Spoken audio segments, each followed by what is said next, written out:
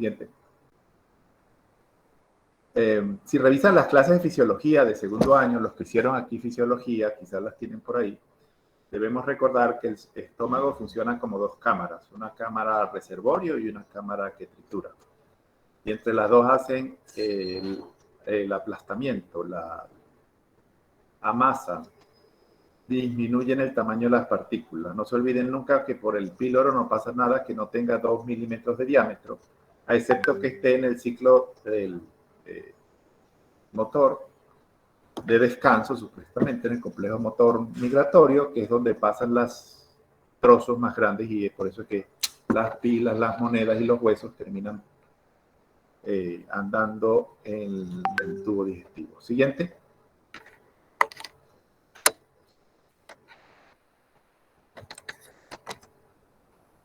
Histología, muy importante, no se le olvide nunca las células de las distintas glándulas de la cámara gástrica y lo que producen cada una, las oxínticas, las parietales. Siguiente, eso es importante porque nos permite conocer los factores protectores y nos permite conocer los factores agresores. Adelante. Que por ahí hay una lámina. Ese término jugo gástrico lo leemos en la literatura. A mí no me gusta jugo gástrico, jugo duodenal, jugo pancreático, pero los libros lo tienen. O sea que es correcto. Siguiente. Es una C. Cuando el duodeno no es una C, tenemos problemas porque hay una malrotación. Y eso incide en patologías como la enfermedad por reflujo o el reflujo, problemas en los pacientes, dolor, disconfort. Y la malrotación es una patología quirúrgica. Y esta es la forma típica que debe tener la que ven ahí en la imagen. Pásela. Su función es más digestiva y absortiva. Tampona el pH de todo lo que viene del intestino. Están las células de células I. Comienzan los procesos digestivos de lo que no es proteína, porque recordemos que las proteínas, el proceso comienza en el estómago, pero la digestión comienza en la boca por acción de las amilasas y las lipasas linguales. Siguiente.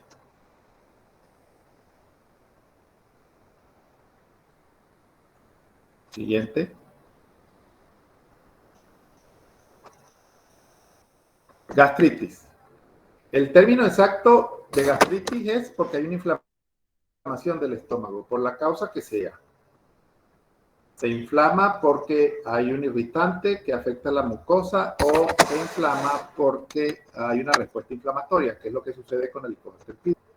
El Helicobacter pylori genera una respuesta inflamatoria muy potente y esto hace que el estómago, la mucosa gástrica, sea invadida por las células del sistema inmunológico y ocurre la inflamación. En la práctica, diferenciar entre una gastritis aguda a una gastritis crónica, conversando con el paciente es bastante difícil, por no decir imposible, porque estos datos ya no los van a dar puesto el conversatorio, la anamnesis con el paciente, pero no los va a confirmar es la biopsia. Y sí, es muy difícil y muy costoso hacer una endoscopia aquí en Venezuela, como se los he dicho y nos lo comentó María Angélica o Ramírez, pero finalmente en muchísimos casos hay que hacerla. Claro, tiene que buscar la plata, irse a la clínica, irse al anticanceroso para que le puedan hacer su endoscopia a los pacientes. Siguiente. Agentes químicos exógenos o endógenos o agentes físicos. Un punto, fondo oscuro, letra clara, fondo claro, letra oscura. La barra gris, hay que acercarse o acomodarse para poder leer bien. Siguiente.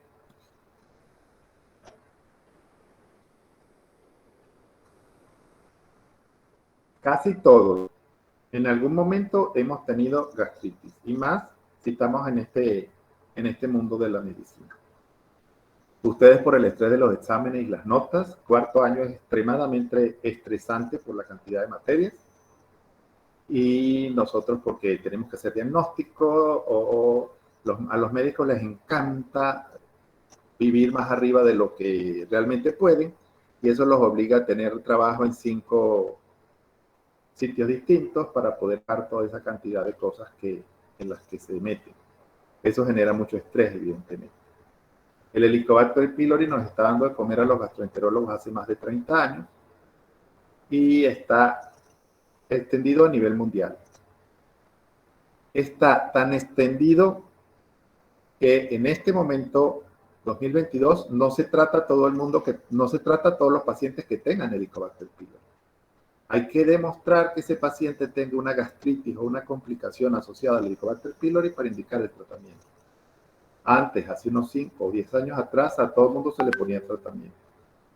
Pero hoy día se está haciendo una selección un poco más detallada del Helicobacter pylori, de ver si es el BAC-A o CAC-A, para tomar la decisión de erradicarlo completamente. Yo soy de los que pienso que en pediatría tenemos que erradicarlo, porque ese paciente pediátrico de 5, 6, 7 años que tiene Helicobacter pylori puede que pase 40 años con ese Helicobacter pylori en mucosa gástrica y entonces va a tener más riesgo que otros en presentar cáncer. Porque como no lo dijeron, evidentemente es un cancerígeno tipo 1. Siguiente. En el tercer mundo, a los 18 años, casi el 100% de la población es Helicobacter pylori positivo. Y esta imagen es muy simpática, yo también la tengo en mis clases y en segundo año se la mostré, lo que son las barreras protectoras de la mucosa gástrica, la preepitelial, la epitelial y la subepitelial. Con los AINES, con el estrés, el paciente que está en UCI, el paciente que tuvo un shock hipovolémico, se afecta básicamente factores protectores subepiteliales. Porque hay una vasoconstricción, hay una disminución del flujo sanguíneo, hay un estado adrenérgico y esto hace que los mecanismos subepiteliales fallen y eso permite que todos los demás de allá hacia arriba terminen fallando también. Entonces no es solamente la producción de la falta de producción de prostaglandinas y la ciclooxigenasa lo que nos producen los AINES en general. Si el epitelio no se recupera rápidamente, si el epitelio no tiene capacidad para regenerarse rápidamente, pues los factores epiteliales van a estar en déficit y eso favorece la presencia de gastritis. Y si los preepiteliales como el moco, el bicarbonato, no son lo suficientemente resistentes, no tienen el espesor correcto, pues es muy fácil que el mismo ácido clorhídrico o las mismas enzimas digestivas actúen sobre el epitelio. Por supuesto, hay la reacción química, pero también hay una respuesta inflamatoria. Y eso hace que la gastritis termine siendo una gastritis atrófica y termine siendo una gastritis crónica. Siguiente. Por drogas, los pacientes que toman múltiples medicamentos porque son asmáticos, hipertensos, tienen enfermedades reumatológicas y de paso les da algo y le ponen un montón de antibióticos, pues evidentemente hay que indicar alguna forma de proteger esa mucosa gástrica porque van a ser seguramente una gastritis medicamentosa. La infección del Helicobacter pylori, ya hemos ido comentando.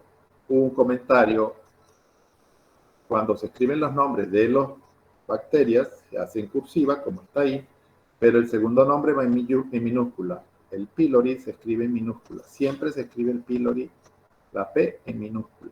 Al menos que estén escribiendo en mayúscula sostenida todo el nombre de la bacteria. Siguiente, por favor.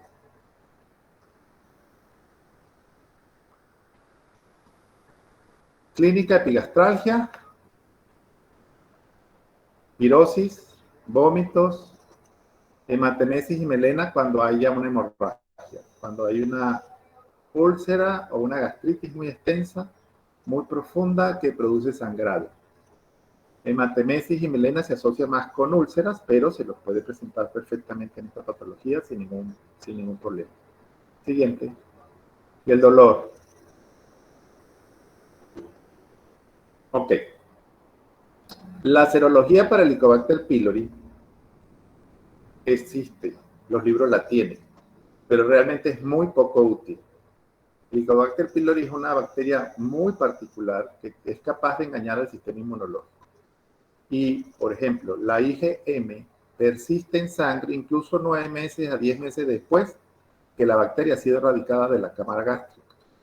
Entonces, las pruebas serológicas en sangre, los gastroenterólogos no las pedimos prácticamente nunca, porque consideramos que no nos van a dar ninguna información para tener una conducta. Ah, sí, llega el paciente con el reporte laboratorio IgM positiva en sangre. Ajá. Pero sin clínica. O con una clínica muy leve. Ese dolor será por ese Helicobacter pylori. ¿Estará ese Helicobacter pylori todavía en la cámara gástrica? ¿O será todavía un recuerdo inmunológico de los desarreglos que produce el Helicobacter pylori? El Helicobacter pylori se ha asociado con anemia. No porque produzca gastritis erosiva o gastritis hemorrágica, no. Por sí mismo le hace tipo de trastorno. Los gastroenterólogos tratamos el Helicobacter pylori cuando entramos con la endoscopia, vemos la gastritis, tomamos las biopsias y hacemos las pruebas para demostrar que está o no el Helicobacter pylori. Y donde hay recursos, se determina qué tipo de Helicobacter pylori es, a ver si es el más que tiene más riesgo de producir cáncer o el que tiene menos riesgo de producir cáncer.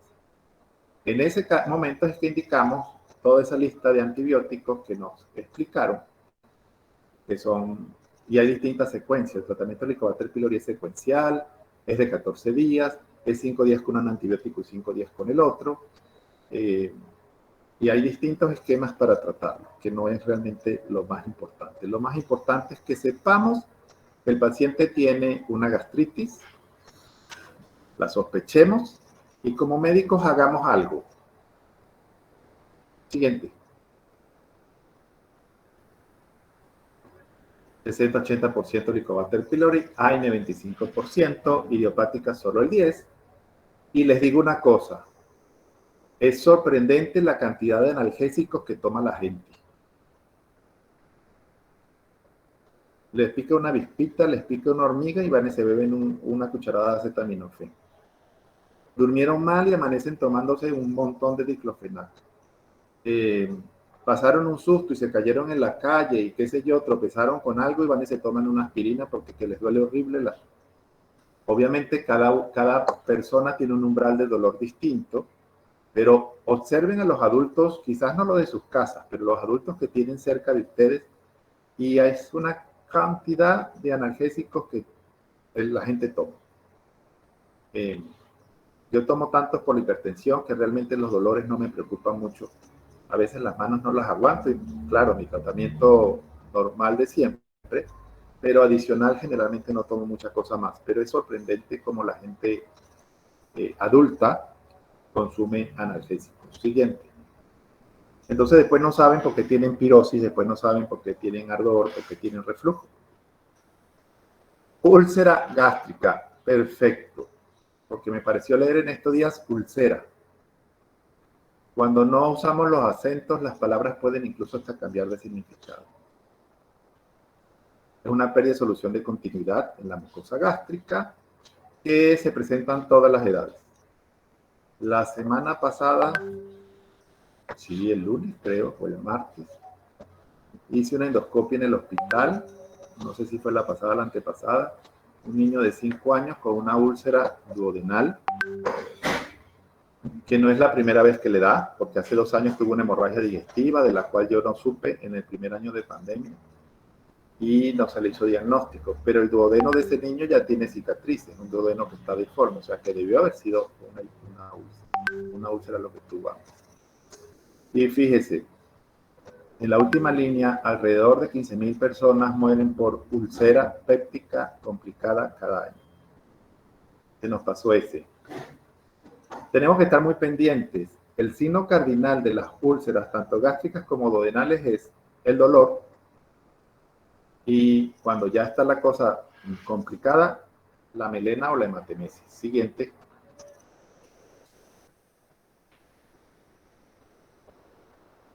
Factores agresivos sobre factores protectores producen el daño en la mucosa, que puede ser directo o no, fondo claro, letras oscuras, y producen la lesión a nivel del epitelio. Siguiente. Si a esto le agrega el ácido gástrico y todo lo demás, o el Helicobacter pylori, que el Helicobacter pylori es capaz de producir un linfoma, maltoma, un linfoma asociado a células mucosas. Pacientes pediátricos, uno he manejado y ese linfoma se le curó al paciente con solamente darle tratamiento para el Helicobacter pylori, inhibidores de bomba de protones y los antibióticos.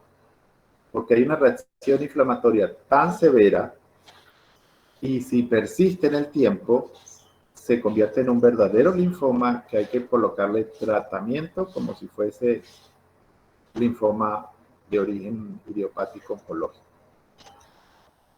Ese paciente consultó por obstrucción intestinal, obstrucción gástrica. El píloro estaba completamente cerrado. Por suerte, cirugía no decidió operarlo hasta que hiciéramos la valoración. Y cuando hicimos la endoscopia y las biopsias, sorpresa, un maltoma producido por el Helicobacter pylori. Siguiente. Esa bacteria hay que tenerle respeto. Debemos conocerla. Aunque generalmente la conoce uno, el gastroenterólogo. Como todo en medicina, puede que el paciente lo tenga y no manifieste nada. O que llegue al hospital porque empezó esta mañana con una hemorragia digestiva superior. Y ahí sí vamos a tener problemas porque en el hospital, como les dije, no hay endoscopios. Siguiente.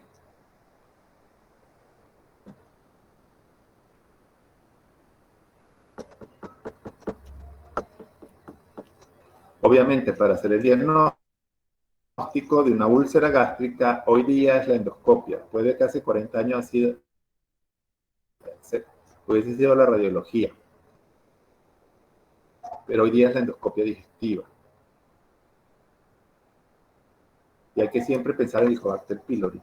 Y si es duodenal, es en lo que hay que pensar.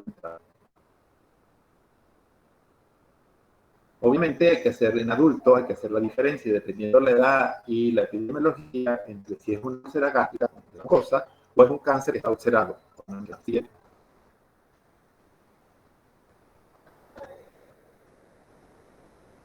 Ok, el primer tratamiento y el segundo de estos tratamientos que nos presentan aquí es una úlcera gástrica secundaria al Helicobacter pylori o asociada con el Helicobacter pylori. Porque hay tratamientos de primera y de segunda línea por la resistencia bacteriana, por la resistencia a los antibióticos.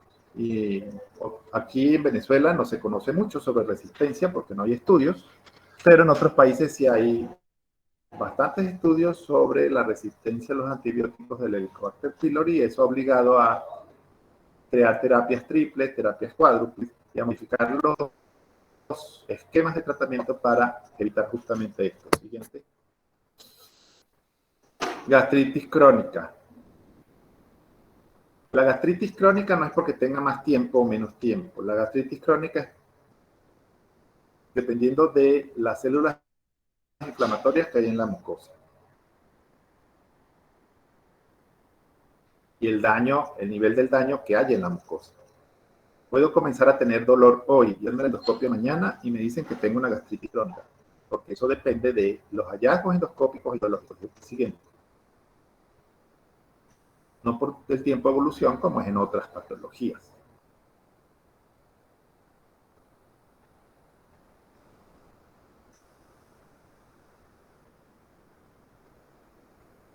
HP, químicos, AINES, radioterapia y todas las cosas que nos hemos venido escuchando en todas las casas en esta parte del aparato digestivo superior. Y se pueden dar cuenta que cuando tengo pirosis o tengo epigastralia, puede ser desde una gastritis, porque ayer me comí todo el picante de la mesa, hasta un cáncer. Y lo vamos a ver cuando veamos cáncer. No cambió. A mí no me cambió. Por favor. Gracias. Los muy estresados, muy hiperactivos, y los pacientes normalmente sufren de gastritis. La enfermedad que no son tan inflamatorias, gástricas y las asociadas con motivos y tan estresados y tan impacientes.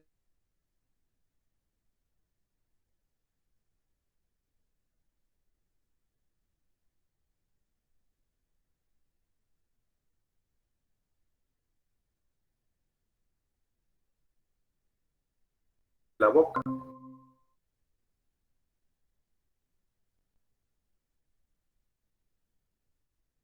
y oscura hacia el lado derecho. El tubo negro que se ve es el endoscopio está haciendo una vuelta hacia atrás para verse a sí mismo, y los pliegues que están en esas imágenes normalmente se presentan en los pacientes con y sin gastritis. Lo que no es habitual es esas áreas de enrojecimiento que se ven entre las 3 y las 6 en la imagen superior y hacia el lado izquierdo en la imagen inferior. En la imagen del centro vemos que no hay pliegues. Y si hay zonas del estómago que pudieran no tener pliegues, pero esa está particularmente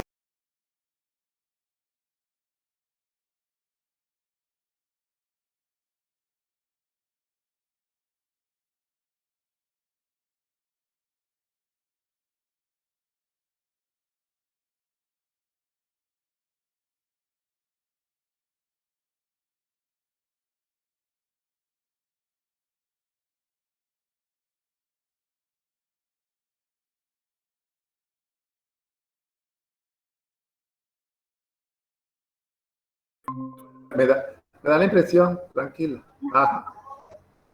Las gastritis atróficas y no atróficas tienen una particular forma de verse en la endoscopia. La mucosa se ve como amarillenta, la mucosa se ve plana y hay áreas donde está más pálida y uno se guía de esa forma para tomar las biopsias. Eso nos hace pensar, por supuesto, en procesos crónicos.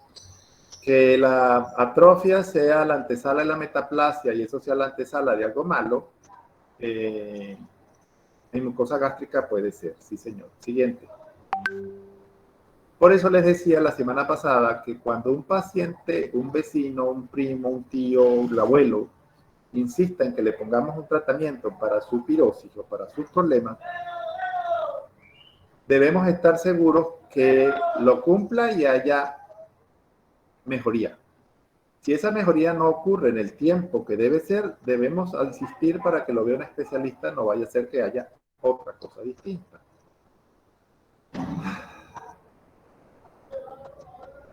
El diagnóstico, por supuesto, la endoscopia digestiva superior.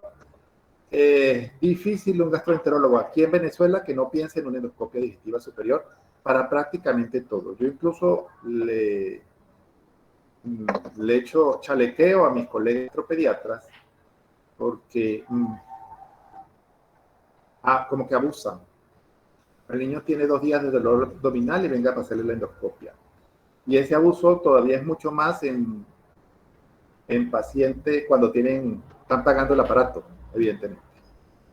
Pero sí hay que hacer endoscopias digestivas altas, pero en pediatría la principal causa de dolor abdominal no es la gastritis, son otras cosas. En pacientes adultos sí pudiera ser la gastritis. Y cuando ustedes se dan cuenta, el paciente está tomando muchos analgésicos, el paciente tiene deudas o lo botaron de la casa, o qué sé yo. Exámenes de sangre, sí.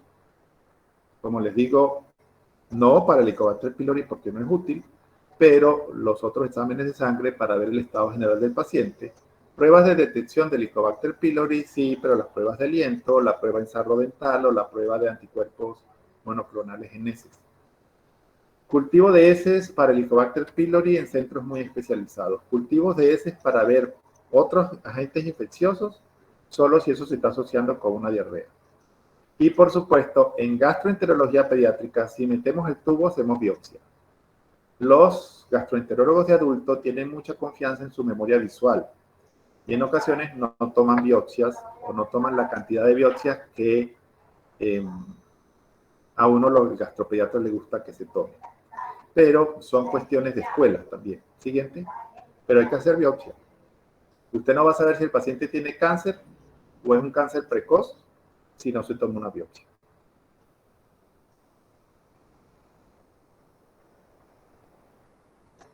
Bueno, los tipos de tratamiento cuando son gastritis atrófica, vitamina B12 y muchas vitaminas, mucho protector gástrico. Y aunque no se mencionó, es necesario también, no se mencionó profundamente, los cambios de los hábitos. Si fuma, tírese por el viaducto. Si está gordo, corra por el viaducto todo lo que pueda. Si le gusta comer alimentos ultraprocesados, cuídese porque no solamente va a tener gastritis, sino que puede tener diabetes después, hipertensión. Y hay que también manejar todo lo que es la parte no farmacológica, que eso sí no los mencionaron. Pero debemos consumir muchos vegetales y debemos consumir muchas frutas naturales. Siguiente, no jugos, frutas. Los jugos no sirven para nada, ya lo habíamos comentado. Úlcera péptica. Diga, adelante. Hay otra cosa que se llama también ulcus péptico. Y eso, el ulcus péptico engloba tanto las gástricas como las duodenales. Tabaquismo, alcohol. Tengo tanto que no tomo, que si me tomo una cerveza debo caer seco. Siguiente.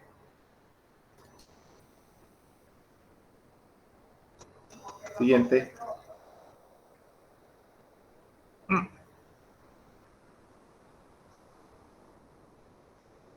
Todos estos algoritmos y toda esta fisiopatología la debemos saber por qué. Que sí, la estoy pasando por encima. La debemos saber para que nosotros entendamos por qué suceden las cosas. 1.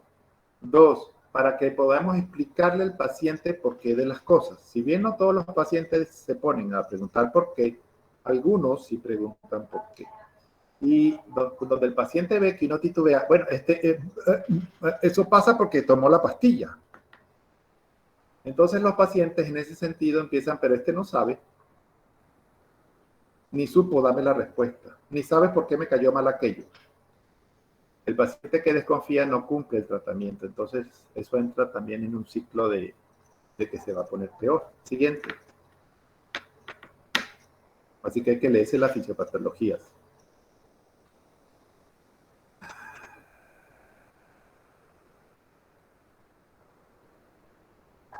Malo para ustedes, o no sé si será malo o bueno, pero en pediatría las cosas todas cambian, no es lo mismo el recién nacido que el lactante que el preescolar, porque en adultos es prácticamente todo lo mismo. Y lo que varía un poco son los factores de riesgo y los aspectos epidemiológicos entre adultos jóvenes y adultos mayores. Pero para ustedes, bueno, soy yo, gastropediatra, quien les da la materia, así que siempre tenemos que estar pendientes de las patologías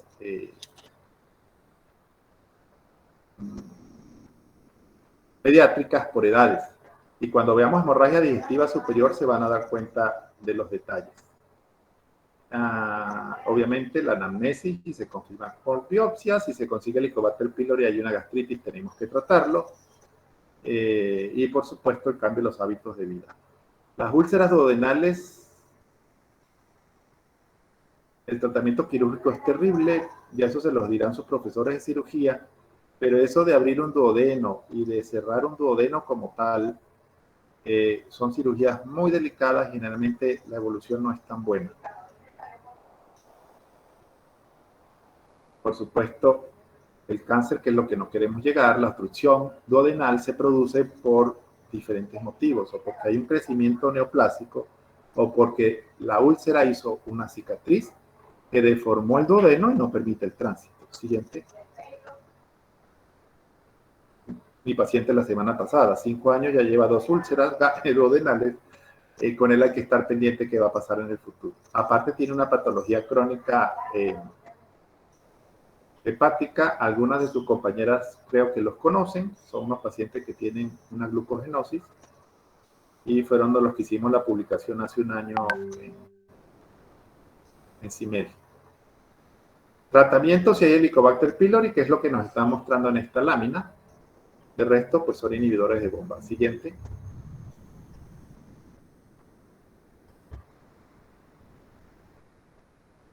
Con la cimetidina, que la veo aquí, antihistamínicos H2. Hace más de 20 años se dejó de usar por los efectos que produce, que incluyen ginecomastia en el varón. Y de hecho había desaparecido del mercado venezolano. Cuando yo era estudiante o recién graduado, hace 3 años, se usaba mucho, pero se dejó de usar.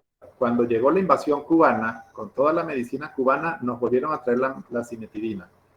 Si me preguntan a mí cómo se indica, tengo que revisarla, porque la verdad es que ni idea.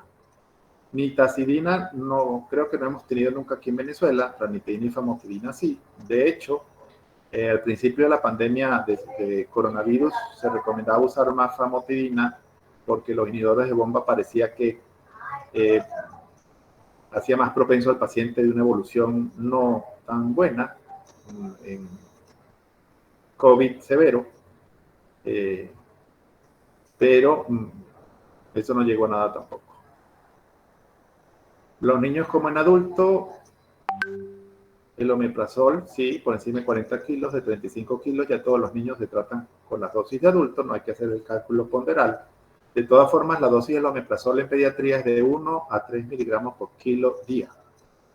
Se puede dar cada 12 u orden diaria. Lansoprazol lo usamos mucho, son de los inhibidores de bomba de primera generación. Lo usábamos mucho antes en el tratamiento de Helicobacter pylori en pacientes con reflujo, pero con la salida del esomeprazol y los otros inhibidores de bomba, los más nuevos, ya dejamos de usar el lansoprazol.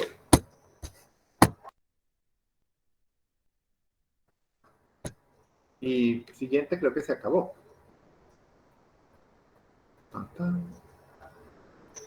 ¿No? Misoprostol. No se emocionen con el misoprostol.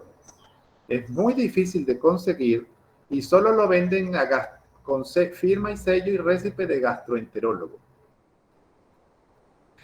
Eso salió como en el año 91, 92, 90. Y rápidamente descubrieron el efecto abortígeno que tiene el misoprostol. Y lo colocaban como un medicamento tópico. Aquellas señoritas, aquellas damas que tenían un embarazo no deseado, les colocaban el misoprostol en el cuello uterino o en el canal del cuello uterino y aquello se dilataba rapidito. Cuando se descubrió ese efecto colateral, pues de una vez restringieron la venta. Y aquí en Venezuela, desde el punto de vista legal, récipe y sello de gastroenterólogo. Yo lo he indicado 2 veces en mi vida realmente, y fue cuando me enteré de esa restricción. Y fue tan complicado todo aquel protocolo que dije, no señor, que vamos a estar mandando cosas de eso. Alguna patología digestiva se necesita específicamente misoprostol. Es muy bueno, indica la literatura, pero por ese otro efecto y por ese otro uso que se le dio muy extendido en los 90, 91, 93, se acabó con la venta libre de misoprostol. Y los antiácidos tienen el problema de que si no te dan diarrea, te dan estreñimiento y entonces cambiamos un problema por otro y los pacientes no dejan de llamar luego. Y como nos dijeron muy claramente, solo alivian los síntomas, no sirven para otra cosa. Bien, llegamos al final, muchas gracias.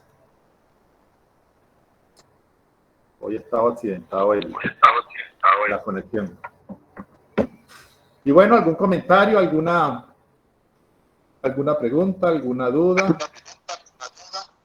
Profesor, en relación con los puntos que hay que desarrollar en los seminarios, tengo una duda precisamente. Porque, por ejemplo, cuando hay que desarrollar las enfermedades, hay que hablar de etiopatogenia y aparte hay que hablar de fisiopatología. En etiopatogenia obviamente va etiología y la patogenia. La etiología son las causas y la patogenia es como los mecanismos con los que se desarrolla la enfermedad. Pero yo tengo esta duda precisamente porque, o sea, yo antes consideraba como que patogenia o Son patogénesis, sinónimos. como le quieras decir, Sí, vendría siendo lo que estudiamos en fisiopatología. Entonces, yo tengo la duda de si en fisiopatología va una cosa o patogénesis va la otra, o si al final va a ir una sola cosa, porque para mí, yo siempre relacioné fisiopatología con patogénesis. sí, señor. Entonces, no. Pero ahí es Ujú. donde debemos hacer referencia a los factores de riesgo, por lo menos la etiopatogenia. Etiología, factores Ah, de ok. riesgo. Y la fisiopatología es lo que aprendieron en tercer año, se las da el doctor, y serían los factores fisiopatológicos. Pero si colocan todo como etiopatogenia, no habría la cuestión de que no pusieron aquella parte si está incluida, aunque no tenga el subtítulo. Ok, muchas gracias, profe. Ya ahorita sí entiendo entonces cómo Ok, desarrollar los puntos. Ok, gracias. perfecto. Es bueno aclarar esos detalles. Buenos días, doctor. Yo tengo una duda con respecto a la prueba del cerro dental para el helicobacter. Ajá.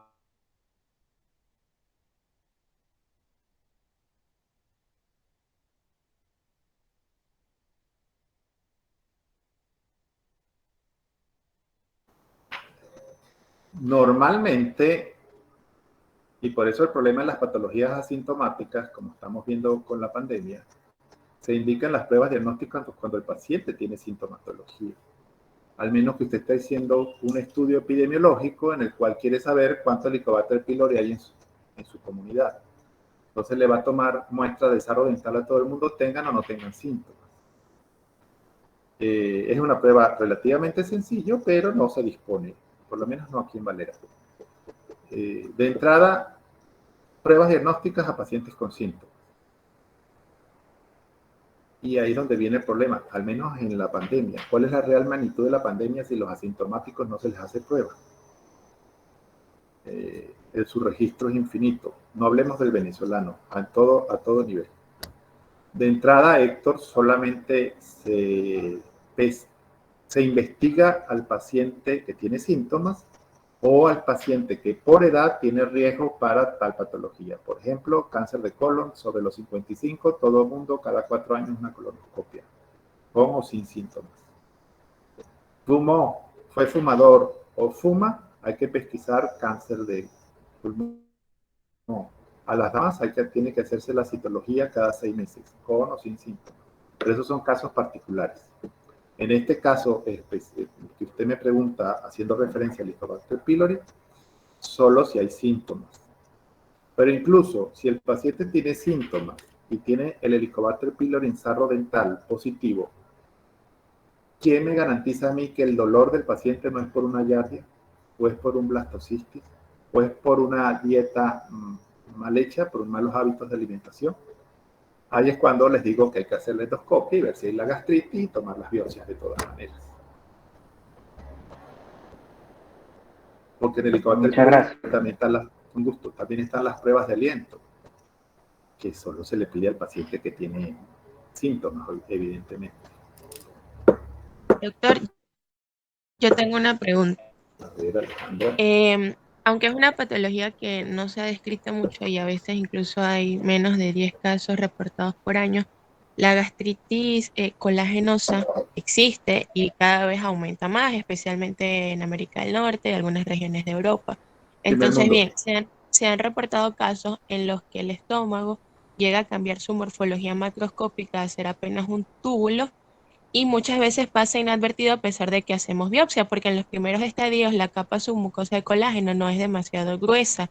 Entonces el paciente es refractario al tratamiento porque incluso ellos van a tener el helicobacter, van a tener enfermedad por reflujo en la mayor parte de los casos, pero no diagnosticamos hasta que hay, o sea, hasta que es grave, hasta que la capa es muy gruesa e incluso se está reportando en niños donde hay una anemia muy fuerte y altas cifras de hemoglobina glicosilada que los predisponen a otras enfermedades. Entonces, ¿cómo podemos, o sea, cómo podríamos nosotros tener pericia al momento de saber discriminar este cuadro que no es muy Ahí común es, y puede que en nuestro sí, medio no, pero ahí sucede cuando no responde, como los que le comenté hace un par de clases con la paciente de la esofagitis eosinofílica, que yo vi una esofagitis cáustica y la empecé a tratar como una esofagitis cáustica y resultó ser una esofagitis eosinofílica. Ahí es cuando uno como médico, en vista de que lo que consigue y lo que trata no funciona, debe comenzar a pensar en esas otras opciones. Porque siempre que tenemos un paciente con una patología X y no mejora, lo primero que uno piensa es que no está haciendo el tratamiento. Es que la gente envergüenza, no está haciendo la dieta. Pero en primera instancia no nos cuestionamos nosotros. ¿Será que no diagnosticamos correctamente lo que está sucediendo? Entonces, ahí es cuando, sí, perfectamente, tenemos que pensar en otras opciones diagnósticas para poder hacer los diagnósticos diferenciales, justamente. Y ahí es donde, por supuesto, incluye la pericia que uno tenga o el interés que uno tenga en que el paciente sea correctamente diagnosticado. Porque como usted dice, en las primeras etapas no hay una histología clara, porque la patología comienza desde la submucosa hacia adelante. Y esas patologías todas del colágeno y de respuesta inmunológica están muy asociadas también con lo que se llama con la teoría de la higiene. En los países muy limpios están apareciendo este tipo de patologías con más frecuencia que nosotros que vivimos en un ambiente un poco menos aseado.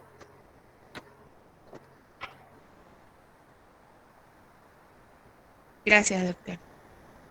Un gusto.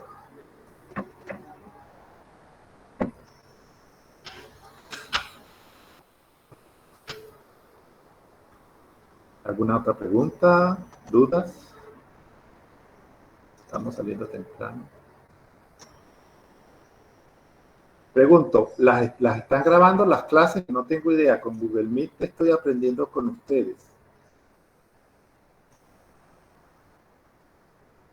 Grabamos más que todos la parte de sus comentarios, profe, y el seminario tenemos la diapositiva y los documentos de Word. Ah, ok, sí, pero es que tenía la duda de si había la función. Me la imaginaba que sí la tenía que haber, pero he estado jurungando como quien dice Google Meet y todavía no lo termino de conocer completamente. Bien, está muy bien esto.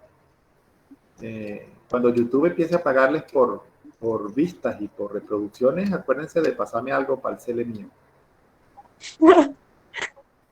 Está bien, doctor. Esperemos recolectar bastante. Porque les aseguro que el sueldo de la universidad no da ni para pagar la conexión.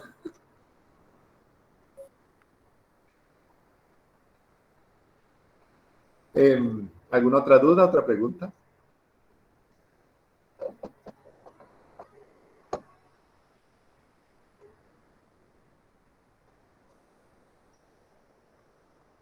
Creo que no. Parece que no, sí, tienes razón. Bueno, hoy vamos a salir temprano para almorzar a la hora. La clase la semana pasada nos dimos más fuertemente. Un abrazo, hasta la próxima, que es el lunes.